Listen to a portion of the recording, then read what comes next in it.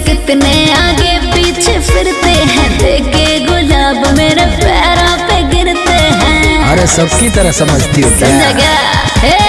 तेरे जैसे कितने आगे पीछे फिरते हैं, देखे गुलाब मेरे पैरों पे गिरते हैं।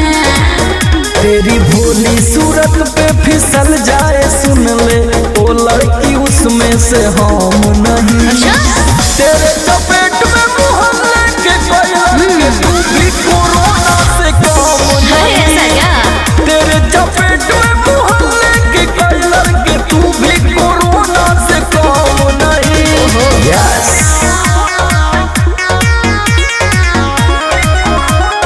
Music by Arya Sharma.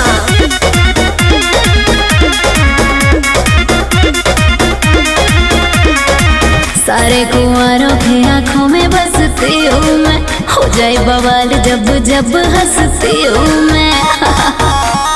वो कोई और है जो तुझ पे मरते हैं, तेरे लिए एक दूसरे से लड़ते हैं। अरे बहुत है।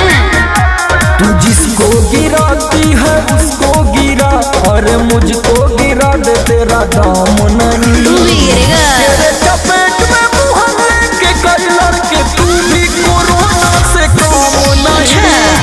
तेरे चपेट में मोहल्ले के कई लड़के, तू भी कोरोना से कम नहीं।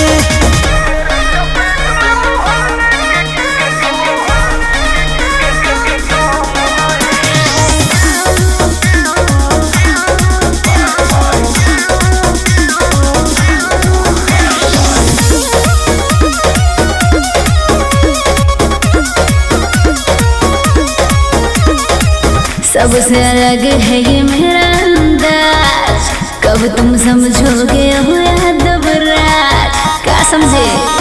मानो फंसूंगा तेरी जुल्फों की जाल में, बात ये डाल तू अपने ख्याल में। छोड़ दे समर के बारे में सोचना, मन में रख कोई भरम नहीं। तेरे चपेट में मोहल्ले के कई लड़के, तू भी कोरोना से कम नहीं। तेरे चपेट में मोहल्ले के कई लड़के, तू भी कोरोना से कम नहीं। तेरे जैसे कितने आगे पीछे फिरते हैं, देखे गुलाब मेरे पैरों पे गिरते हैं। तेरी भोली सूरत पे फिसल जाए सुन ले, ओ लड़की उसमें से हम नहीं। तेरे चपेट में मोहल्ले के कोई लड़के, तू भी कोरोना से कम नहीं। तेरे चपेट में मोहल्ले के कोई लड़के, तू भी कोरोना से कम नहीं।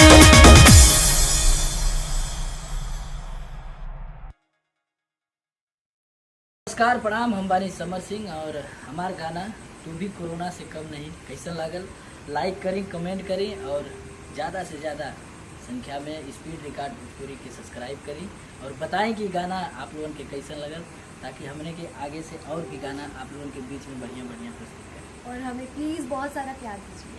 Thank you. Thank you.